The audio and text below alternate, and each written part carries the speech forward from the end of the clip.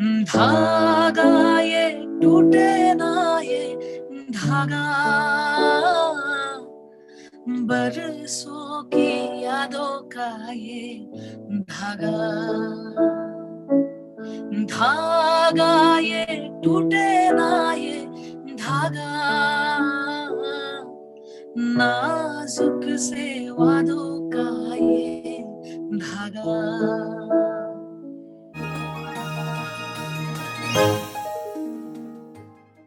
Hello and welcome to Binge Buddies. In this episode of Candid Conversation, we are speaking with the talented singer Nilotpal Bora. Before we proceed, do not forget to subscribe to Binge Buddies. Hello Nilotpal, thank you so much. आपने time निकाला. I'm very excited to speak with you today. Thank you so much. और काफी दिनों से बात हो रहा है और मैं टाइम दे नहीं पा रहा था, तो first of all sorry for that. और आज फाइनली हम लोग बात कर रहे हैं। I am more than happy कि फाइनली बात हो रही है। कोई नहीं, थोड़ा इधर उधर तो चलता है। आप जिस फील्ड ऑफ वर्क में हैं, it is bound to happen. So I completely understand. Don't worry about it. All right. Let me, like, जितना मैंने रिसर्च किया, this is what I found. You started playing tabla at a very, very young age. Now, you belong from a family of musicians, almost everyone in the family. And then when you started playing tabla, you played it for roughly 7.5 years. After which, आपने music compose करना सीखा और शुरू किया. And then आपने बहुत सारे गाने गाए हैं. Of course, Marjoli being the famous one. I will get into that later. फिर आपने काफी सिंगल ट्रैक्स गाए and most recently with TVF जो आपका कोलैबोरेशन रहा है, धागा being the first one, and आपने ये मेरी फैमिली में जो धागा था, फिर ट्रिपलिंग में पतंग, माय पर्सनल फेवरेट, और अब एस्पिरेंट्स में धागा, slightly modified version if I can say so. It is beautiful. Like आपकी आवाज में undoubtedly there is some magic. तो आप जब स्कूल जाते थे, I want to start there and understand what kind of student were you? आप academics में अच्छे थे? हाँ, एकेडमिक्स में अच्छे मतलब मेरा उतना मन नहीं था. और मतलब पढ़ाई में ऐसा नहीं कि बहुत मन नहीं है, थोड़ा मन नहीं था, लेकिन मैं बहुत ही शरारतें करते थे. तो और तो सब लोग मेरे को लेके बहुत परेशान हो गए थे. क्लास में क्या हुआ था, मैं क्या होता था, 3-4 दोस्त अगर मिल जाता है, तो इतना ज्यादा मतलब शरारतें करता हूँ कि टीचर कंट्रोल नहीं कर पाते थे. तो इसलिए मुझे बीच बीच में ना एक साइड में एक छोटा सा बेंच हुआ करता था. मैं ज्यादा कुछ करता हूँ तो उल्टा सीधा करता, तो उधर मुझे भेज देते बैठने के लिए. तू अकेले जा और उधर बैठ, बाकी स्टूडेंट्स को तू स्पॉइल मत कर. right. Okay, I absolutely understand. I know that feeling. I guess हर शहर में, हर स्कूल में, हर क्लास में एक बच्चा तो we get certain these kind of kids everywhere. आज भी स्कूल के ग्रुप में मतलब ऐसा होता, स्कूल के जो जितने भी मतलब दोस्त हैं, उन लोगों का व्हाट्सएप ग्रुप सब लोग का रहता है ना, स्कूल फ्रेंड्स का. तो मेरा भी ऐसे स्कूल फ्रेंड्स का ग्रुप है. आज भी मतलब कोई भी बात करता हूँ तो लोग मतलब दोस्त लोग बोलते हैं तू सुधरा नहीं अभी तक मतलब. और बीच में एक बार क्या किया था मैंने, सब लोग गंदी बातें कर रहे थे. मैं हम लोग का टाइम का प्रिंसिपल मैडम को अचानक से ऐड कर दिया व्हाट्सएप ग्रुप में. मतलब एक्चुअली मैंने ऐड नहीं किया था. तो मैंने किसी का नंबर मांग रहा था, वो हमारे ग्रुप में नहीं है. मैंने वो नंबर ऐसे में उनका मतलब प्रिंसिपल मैम का नंबर में वो फ्रेंड के नाम से सेव करके मैं कॉन्टेक्ट उधर दे दिया कि this is her number, add him. तो मैंने खुद भी नहीं किया. तो उन्होंने बहुत देर इतना स्लैंग वर्ड यूज करके सब लोग बात कर रहे हैं. तो उसके बाद एक टाइम के बाद पता चला कि मतलब प्रिंसिपल मैम का ये नंबर है. एक जन का पता चला. उसके बाद सब लोग ग्रुप से लेफ्ट. Oh my God, ये मैं पहली बार सुन रहा हूँ. This is really genius move, amazing. अब ये सुनने के बाद I can imagine कि आप जो शरारतें करते थे वो क्या लेवल की रही होंगी to reach. Okay, great. Now, मैंने एक जगह पढ़ा कि आप जब बड़े हो रहे थे in your growing up years, you reached a stage where you started feeling music as a loud noise. You were getting irritated by it. Is this true? हाँ, यस यस यस।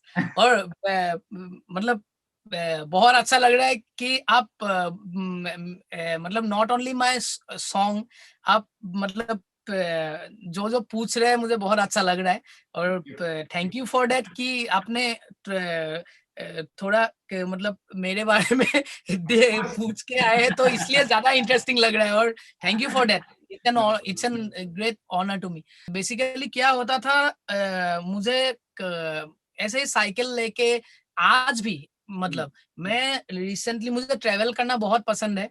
और रिसेंटली भी मैं मेरा एक दोस्त के साथ ऐसे ही गाड़ी चला के, this is third time I came to Guwahati by road from Mumbai. Wow. तो this is third time, recently 2 months back I मैं गया तो जाके, और अकेले चलाया गाड़ी। तो और उसके बाद सिलीगुड़ी जब पहुंचा, सिलीगुड़ी से फिर से आगे जाके असम जाने का मन नहीं किया, फिर से वहां से गाड़ी घुमा के दार्जिलिंग चला गया। और मेरा जो दोस्त है उसको दार्जिलिंग से जब हम लोग रिटर्न हो रहे थे, तो उसको मैं उस दिन बोला कि एक्चुअली ना मुझे आज आज एक्चुअली डिस्कवर किया हूँ कि मुझे एक्चुअली क्या पसंद है, क्या करके अच्छा लगता है। तो उसने पूछा है कि क्या क्या तेरे को क्या अच्छा लगता है। तो मैं वो टाइम पे उसको बोला हूँ कि मुझे विदाउट एनी डेस्टिनेशन, मतलब विदाउट एनी रीजन और विदाउट एनी डेस्टिनेशन, मुझे कहीं पे भी घूम फिर के अच्छा लगता है, Nice. Without any work. और वैसे ही मैं बचपन में खूब बहुत ही साइकिल लेके पैदल, और बड़े बड़े पेडी फील्ड्स हुआ करते थे तो वो टाइम पे। तो मैं वैसे ही दोस्तों के साथ घूमता फिरता था। I I I love flying kites. Nice. और हाँ, और मछली पकड़ के अच्छा लगता था। तो वो सब मुझे ज्यादा पसंद था। और शरारत तो है ही। और बाकी मतलब up to class 4th standard तक तो मुझे एकदम म्यूजिक में मन मन नहीं था। मुझे लगता था कि म्यूजिक तो सब लोग कर सकते हैं, ये तो इतना सब लोग, ये Easy है. क्या बात हुआ। तो हाँ. क्योंकि घर में मेरा सुबह सुबह जब उठता हूँ, मामी तानपुरा लेके इंडियन क्लासिकल म्यूजिक Practice कर का रहे. रियाज करते रहते थे। हाँ. तो मेरे घर पे कोई आता है तबला बजाने के लिए, मम्मी के साथ रियाज करने के लिए, मेरा मौसी के साथ रियाज करने के लिए, मेरा मामा जी गाता है, मेरा सब लोग ऐसे म्यूजिकल मतलब एनवायरनमेंट एनी टाइम मिलता रहता है। और आज भी मेरा घर ऐसा है, मतलब लोगों से भरा रहता है। कभी ऐसा नहीं कि एकदम मैं मेरा मतलब, आज भी ऐसे आप मेरे घर पे जाएंगे ना आसाम में, हाँ. तो मतलब लोगों से भरा रहता है, ये आया वो आया, ये गया वो आया। तो गांव का वैसा है मतलब। और मैं बड़ा भी हुआ हूँ ऐसे, मैं सिर्फ अपने घर में बड़ा नहीं हुआ हूँ, और सबके घर में मार खा के बड़ा हुआ मतलब। तो शरारतें सिर्फ स्कूल तक सीमित नहीं थी, एरिया में भी हाँ, चल रहा था. और मतलब इतना ज्यादा म्यूजिक, मुझे म्यूजिक लगा था कि म्यूजिक सब लोग कर सकता है, ये इजी, ये नहीं करना है मतलब मुझे। तो वैसे मुझे अच्छा नहीं लगता था। लेकिन उसके बाद मतलब मेरा एक मामा जी था, उन्होंने एक कीबोर्ड लिया था। लेकिन गाना सुन के मुझे अच्छा लगा था, और गाना सुनता था। और वैसे सपोर्ट मिला है बहुत कुछ। लेकिन वैसे नहीं, किसी ने ये सोच के मुझे म्यूजिक नहीं सुनाया था कि तुझे म्यूजिक बनने है, करना है. तुझे म्यूजिशियन Right. बनेगा तो हम लोग खुश होंगे। वैसे Right. नहीं, वैसा किसी का नहीं था, सिर्फ वो शौक है। मतलब कैसेट्स खरीदते थे सब लोग। हाँ. नया कुछ भी मार्केट में कैसेट आता है, तो इंडियन हो या वेस्टर्न हो या Yeah. असमीज म्यूजिक का हाँ. हो, तो वो सब कैसेट्स हमारे घर में रहता था। तो Okay. सब लोग बजाते रहते थे, रेडियो में गाना सुनते थे। Mhm. तो वैसे लिसनिंग तो एनी टाइम होता था। Okay. तो इसलिए मुझे थोड़ा मैं बोर हो गया था कि इतना क्या ये मतलब तो सुबह से मतलब शाम तक। बहुत ज्यादा हो रहा था कंटिन्यूअसली, घर में हाँ, म्यूजिक, अलग से म्यूजिक, बहुत ज्यादा शोर होने लगा इवेंचुअली देन आपके लिए. हाँ, और मुझे मुझे सब लोगों ने ना, मम्मी ने, मौसी ने मुझे ट्राई किया था कि तू गाना वाना गा, थोड़ा तू हाँ. गाता है अच्छा, तू सुर में गाता है। लेकिन मेरा कुछ मन नहीं था वो सब में। तो Okay. लेकिन क्लास 5 5 6 से ना, हाँ. आई थिंक क्लास 5 से, हाँ, हाँ. क्लास 5 में असम में Jyoti Prasad Agarwala, Vishnu Rabha, doctor Bhupen Hazarika. I used to learn these songs from my aunt, from मेरा मौसी ने मुझे सिखाया. मुझे गाना सिखाया और बचपन में स्कूल में तो सिखाते ही थे. और सब लोग और मुझे मतलब ऐसे बिठा के एक दो गाने सिखा के मुझे कॉम्पिटिशंस में ज्वाइन करवाया. कि डॉक्टर भूपेन हजारिका का गाना का कंपटीशन, विष्णु राभा का गाना का कंपटीशन. तो Vishnu Rabha was a social reformer, he was an artist. So उनका बहुत अच्छा गाना है, वो सब सीखते थे. बौर गीत सीखते थे श्रीमंत शंकर देव का. तो वैसे धीरे धीरे मैं कॉम्पिटिशंस में मुझे लेके गया. मौसी और मौसी का जो फ्रेंड है, उन लोगों ने मुझे लेके गया और लेके जाके मेरा गांव में और जोरहाट टाउन में, it's a small town, Jorhat is a very small town. So उधर गाने लगा तो मुझे प्राइज मिलने लगा. जहां पे भी मैं गाता हूँ उधर ही फर्स्ट प्राइज मिलने लगा. और ऐसे मुझे बड़ा सील मिलता था और न्यूज़पेपर में फोटो आ जाता था. और मुझे बहुत मजा आ जाता था. तो हाँ, और जब फर्स्ट सेकंड प्राइज मिलता है तो इवनिंग है, कल्चरल इवनिंग होता था. उसमें मुझे मेरा मनपसंद का गाना गाने के लिए देता था. तो मैं अपना मनपसंद का गाना, कोई हिंदी गाना हो या जुबिन गार्ग का गाना हो या वो सब गाने के लिए मुझे मिलता था और बहुत तालियां मिलते थे. तो वो क्लास 5-6 से आई थिंक मेरा थोड़ा अच्छा लगा, मुझे मन हुआ. और जो बचपन से जो सुनते आए थे वो सबसे तो मेरा सबकॉन्शियस लर्निंग आई थिंक हो रहा था. तो वैसे धीरे धीरे मतलब मेरा जर्नी वैसे ही शुरू हुआ. तो और क्लास 6 में मेरा मॉम ने मुझे जबरदस्ती मुझे तबला में एडमिशन दे दिया था.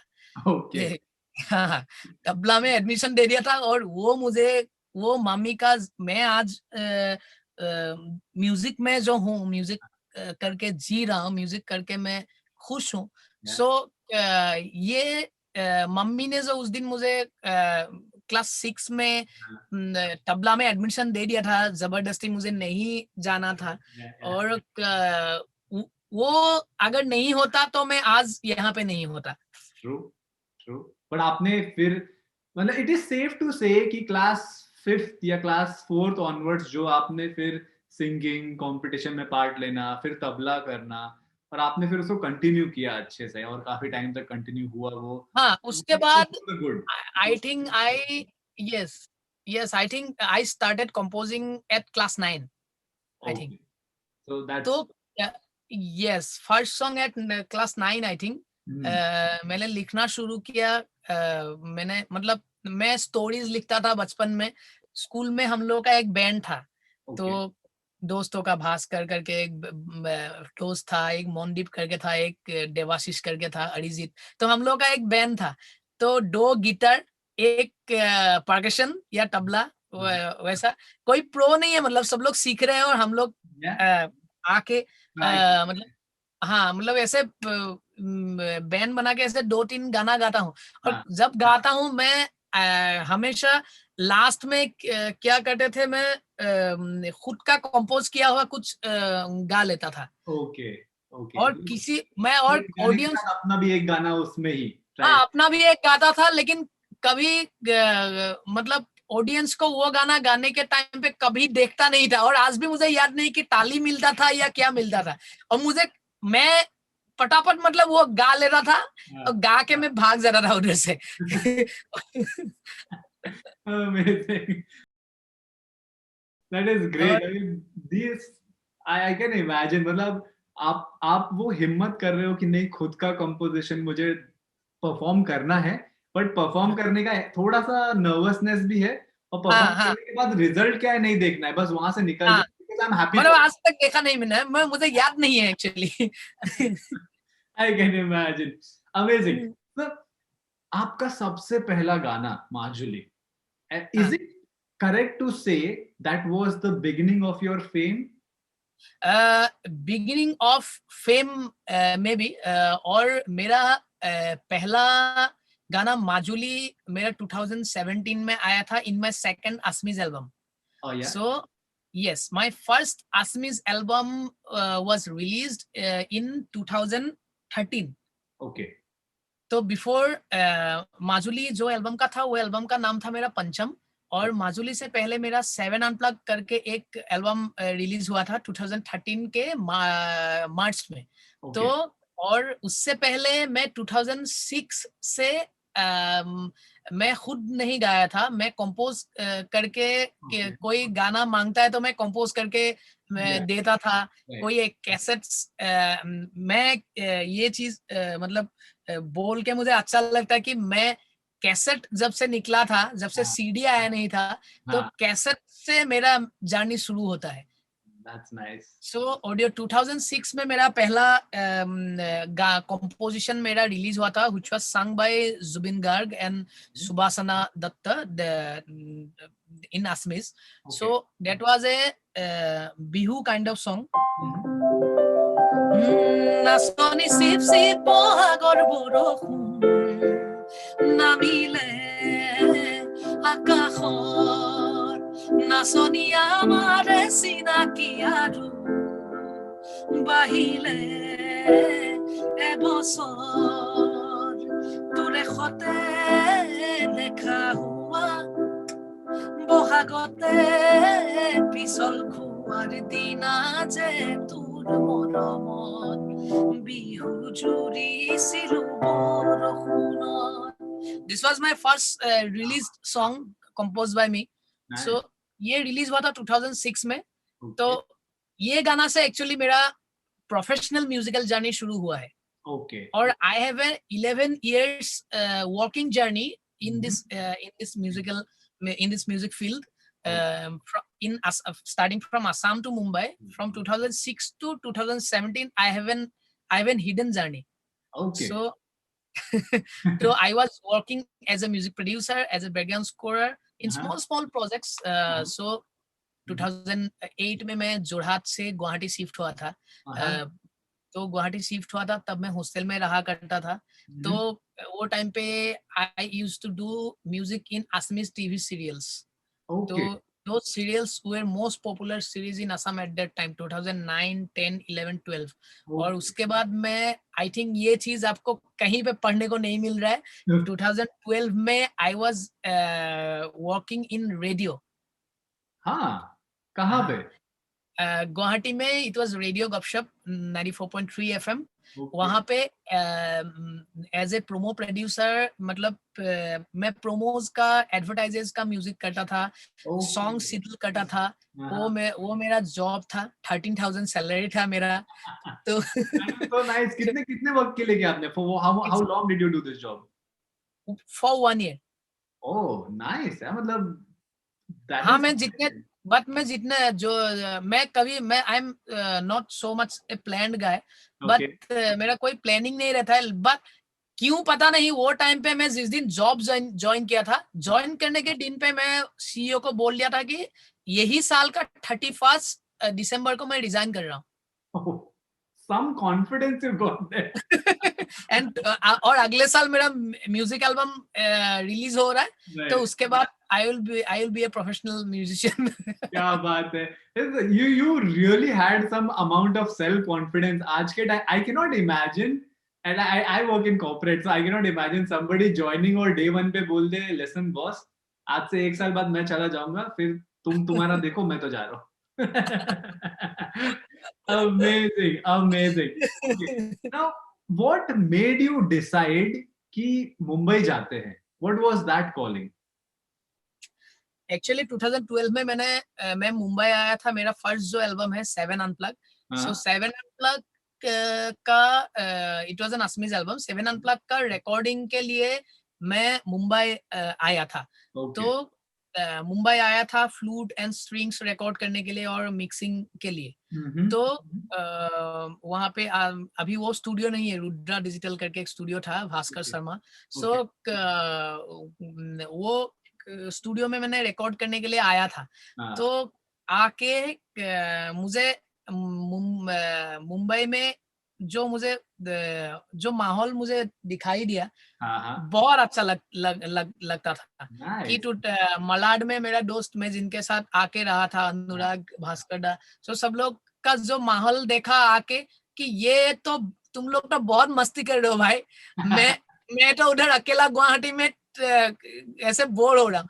तो उसके बाद हाँ, जब मैं 2012 के एंड में मैं ऐसे 15 डेज का छुट्टी लेके मैं आया था, मतलब रिकॉर्डिंग के लिए। तो साल में 15 दिन छुट्टी मिलते थे, वो 15 दिन मैंने बॉम्बे आने के लिए लिया हूँ, बाकी एक दिन भी मैंने मिस नहीं किया जॉब, जितना दिन नौकरी किया था। तो वो 15 डेज मैंने छुट्टी लेके मैं आया था। तो आके जब मैं when I was returning, then I decided कि after releasing my album मुझे कभी आना है।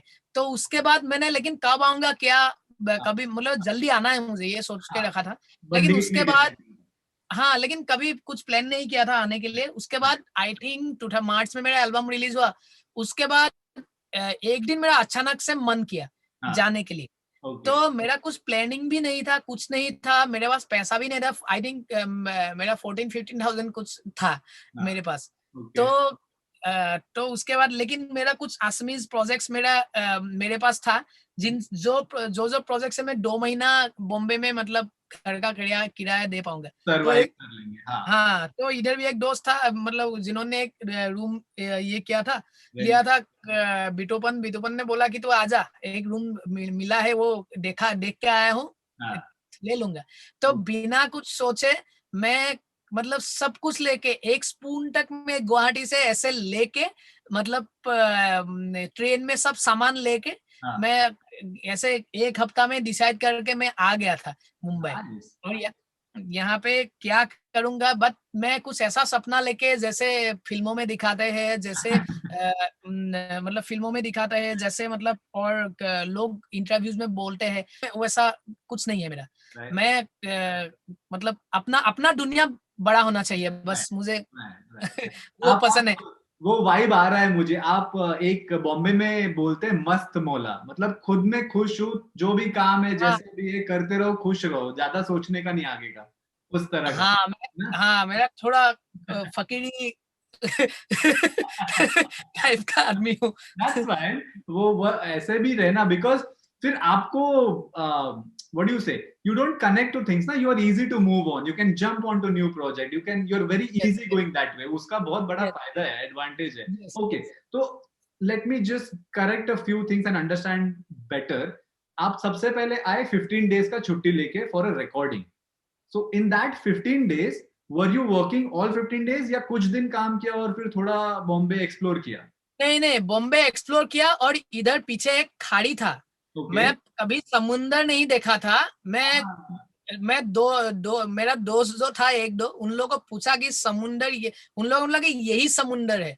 मैं वो खाड़ी में जाके इतना मुझे उन लोगों ने ये किया कि मैं वो खाड़ी में जाके ना, आज भी वो फोटो है, मैं खाड़ी में जाके फोटो खींचा था समुंदर करके।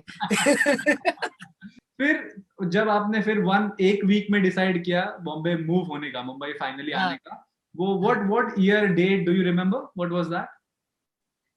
डे मुझे याद नहीं है, मुझे याद है, आई थिंक अक्टूबर ऐसा था, 2013 आप आ गए। सो 2013 अक्टूबर, एंड क्योंकि मुझे याद है आके मैं 1-1.5 महीना कुछ मिला नहीं था। 2 महीना बाद, 2-3 महीना, आई थिंक पता नहीं, सितंबर भी हो सकता है, 2-3 महीना बाद मुझे एक काम से 20,000 रुपीज मिला था, पहला काम था, और वो 20,000 रुपीज में एक्सपेंस करने के लिए गोवा चला गया था। Oh my God, that's the beauty. That's really amazing to see कि भाई ने एक्सप्लोर करना है, हम रेंट वेंट बाद में सोचेंगे, हो जाएगा मैनेज। ग्रेट। सो अक्टूबर या सितंबर 2013, अब हम 2021 में हैं, रफली 7.5 years अगेन।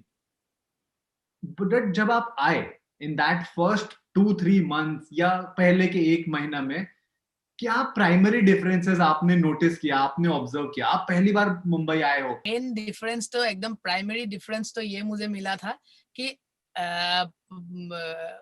असम में इतना बड़ा बड़ा चूहा नहीं था। इधर आके महाड़ा में रहा था, तो इतना बड़ा बड़ा चूहा है, रात को बेड नहीं था, नीचे सोता था, रात को ऐसे ऊपर से ऐसे चला जाता था। तो वो that was the big difference I will remember for the entire life. Okay. And apart from that, like people outside wise, बाहर शहर city wise. हाँ, बाहर शहर मतलब एक दिन एक भैया था मानस चौधरी करके, he is a very good bass player. So उन्होंने मुझे एक दिन बताया था कि तू मुंबई आया है, पहले मुंबई घूम, तू एक सिटी बस में सुबह उठ के शाम तक तू घूम. तो मुझे आइडिया लगा उनका, अच्छा लगा उनका आइडिया. तो मैं ऐसे अंधेरी ईस्ट में कोई भी बस पे उठ के कहीं पे भी दूर दूर चला जाता था. तो ऐसे ही मुंबई थोड़ा 3-4 दिन ऐसा किया हूँ आई थिंक. तो वैसे लोकल ट्रेन में घूम के, और कभी दोस्त मिल गया तो मिल गया, नहीं तो मुझे अकेले घूमना भी बहुत पसंद है. नाइस.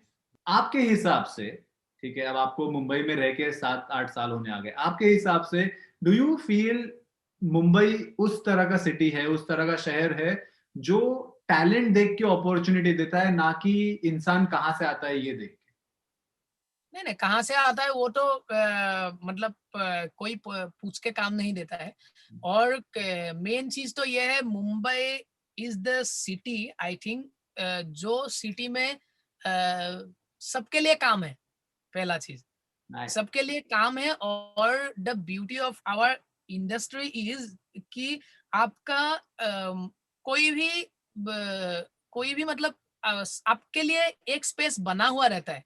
आप वो ग्रैब करोगे कि नहीं वो आपके ऊपर है. Right right right right, very well said. Yes, वो एक जगह सबके लिए होता है. if you are something different, then you have already a space in Mumbai industry. Right. If you grab it or not, that's up to you. Correct. क्या I बात. believe in it. Very well said. यार आपने जिस तरह से इसको answer किया है, it's you summed it up very very well. Thank you. Now बात करते हैं आपका जो पहला हिंदी गाना आया, which is धागा from series ये मेरी family. Now how easy or difficult was it for you to sing in Hindi? I know you've been since your childhood listening to cassette tapes and different variety of songs and music, so that helped. But like because आपका first language नहीं है Hindi, there are certain words जिसका pronunciation has to be accurate.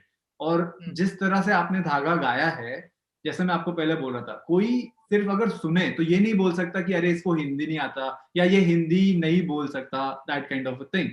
So how easy or difficult was it for you when you were preparing for it? मुझे मैं कभी मतलब ये correct है या नहीं है वो सोच के कभी गाना नहीं गाया.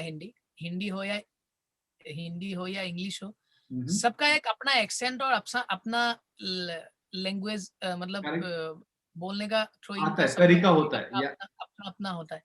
सो मैं कभी, लेकिन बोलने के लिए मुझे पहले जब मुंबई आए थे तो एकदम ही बोलना नहीं आता था मुझे. लेकिन पता नहीं, ये आई थिंक दिस इज भगवान का आई थिंक कोई दुआ है या कोई भगवान ने दिया हुआ गिफ्ट है कि, लेकिन मैं जब गाता हूँ ना तो मुझे कभी वो फ्लुएंसी अपने आप आ जाता है, पता नहीं क्यों.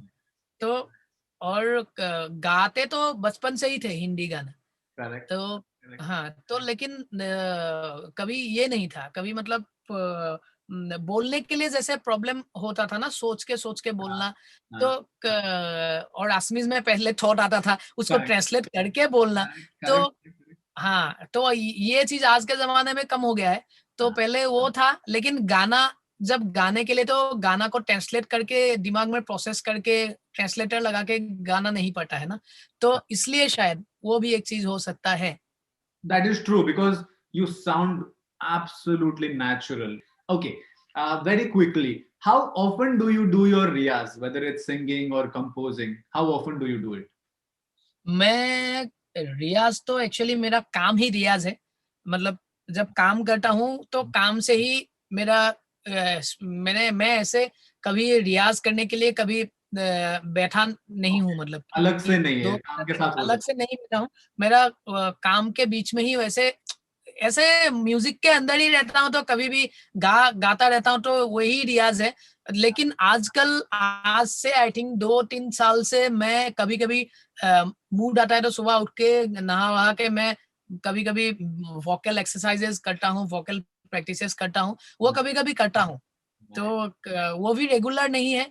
मैं कभी कभी बीच में मैंने वोकल एक्सरसाइजेस कुछ सीखे हैं. I have teacher call Vijay Shankar, she is a composer. So वो उन्होंने मुझे काफी टेक्निक सिखाए थे, वो सभी मैं कभी कभी प्रैक्टिस करता रहता हूँ. वो और बहुत डिफरेंसेस मिले हैं उन सबसे. That's amazing. और वो मुझे अभी सीखना है, अभी मुझे रियाज करना है. Before we move on to our game section, छोटा सा request है. Would you mind singing the famous Dhaga song? अरे why not?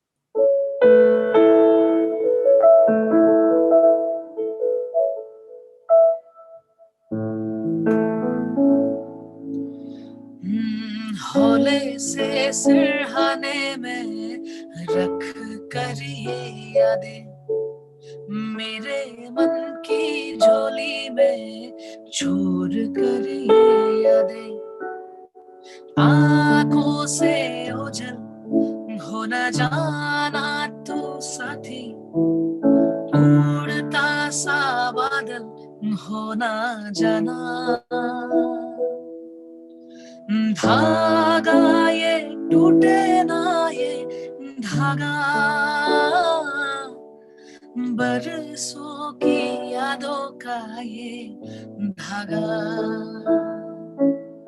धागा ये टूटे ना ये धागा, नाजुक से वादों का ये धागा. टूटा जो मैं तूने आकर जोड़ा, तेरे हाथों से मैं बना था.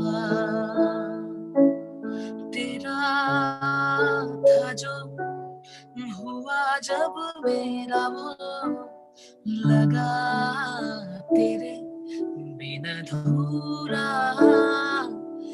दुनिया ये मेरी तुझसे ही थी पूरी, जाना ये लेकिन देर से जाना.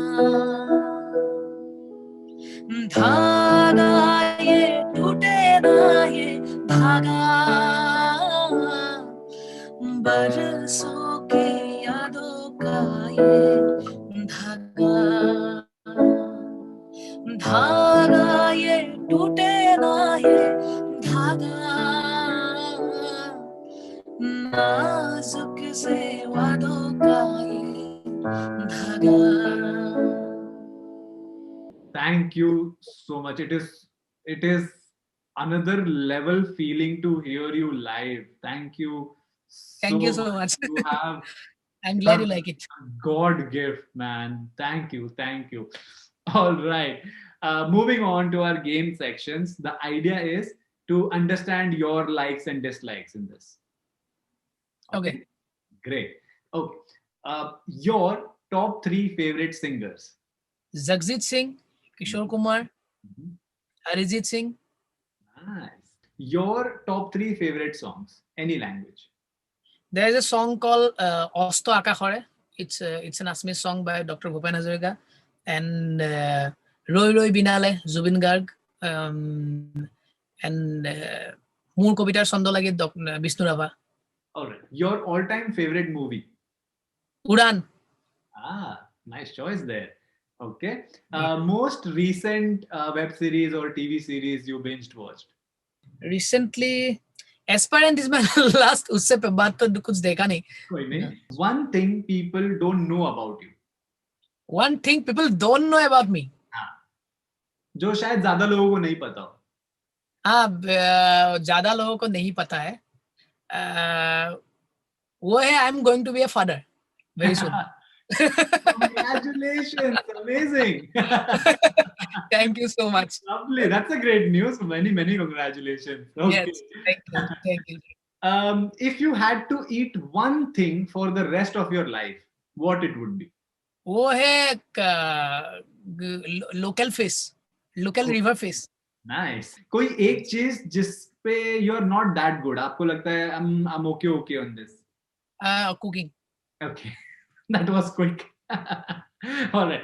And one last question is, one piece of advice जो आप देना चाहें upcoming singers को.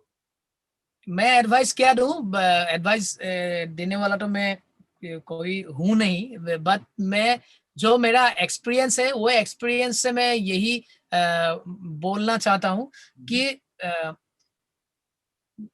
जो म्यूजिक खुद को अच्छा लगे वही करना चाहिए, और वही करने के लिए कोशिश करना चाहिए। भले आपको अभी आपका musical style, if you are doing something different, then आपका अगर खुद किसी को, आई थिंक आपका सिर्फ रूममेट्स ही आपका लिसनर है, बाकी और कोई नहीं सुनता है। लेकिन आप खुद पे विश्वास रख के अगर उस पे कंसंट्रेट करेंगे, उसको बेटर करेंगे, तो डेफिनेटली अपना जो अंदर से जो निकलता है वही एक्सप्रेस करना चाहिए थ्रू योर आर्ट। क्या बात है, very very well said. I mean basically one should listen to your heart and stick to what you know the best, right? Yes. That's amazing. Okay, are there any upcoming projects, music, anything where we can hear you, see your work in the recent? Yes, these days I am busy with a film which will be my, actually not my first film, but ये मेरा I think first mainstream commercial movie it will be as a music director. So the film name is Jadugar. It's a Netflix original. It is coming in the, I think very soon this year. तो Netflix ने already teaser out किया है। इस बार जितना भी films आने वाला है नेटफ्लिक्स ने प्रोड्यूस किया हुआ, तो उनका एक फिल्म मैं म्यूजिक कर रहा हूँ, जो फिल्म का नाम है जादूगर। क्या बात है, जादूगर starring Jitendra Kumar. Yes yes yes, जो फिल्म समीर सक्सेना सर ने डायरेक्ट किया है, जिन्होंने जिनके लिए मुझे एक नया रास्ता देखने को मिला कि मैं I can compose Hindi songs too, and I can be a composer. जो मेरे अंदर मैं खुद नहीं देखा था, उन्होंने मेरे अंदर देखा था, तो मुझे आगे लेके गया था। This film is directed by him. क्या बात है, मतलब समीर सक्सेना और आपका पार्टनरशिप गोज बैक टू ये मेरी family days. So why? Yes yes, I am very excited. आज भी एक गाना का डबिंग था, तो वो सब मैं पूरा बिजी हूँ। उसके बाद ये मुझे ये मंथ का एंड में फिर से मुझे ट्रेवल करने का प्लान है। Great. So we wish you all the very best for all the upcoming projects, जादूगर and many many more ahead. आप ऐसे ही काम करते रहो, बहुत सारे हिंदी गाने गाओ प्लीज, ऑफ कोर्स अलग भी, but we understand that more. So Hindi गाने प्लीज गाते रहिए, कंपोज करते रहिए, हमें बहुत मजा आएगा सुनने के लिए। Sure sure. मैं one more song I will sing for you. आज बहुत अच्छा लगा, डेफिनेटली बहुत ही अच्छा लगा।